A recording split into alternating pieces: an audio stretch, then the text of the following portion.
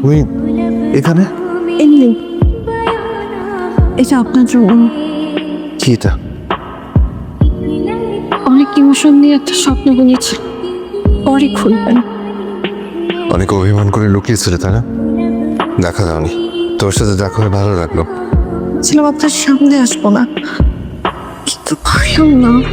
নন্দিনী, তুমি খুব ভালো একটা মেয়ে, অনেক ভালো।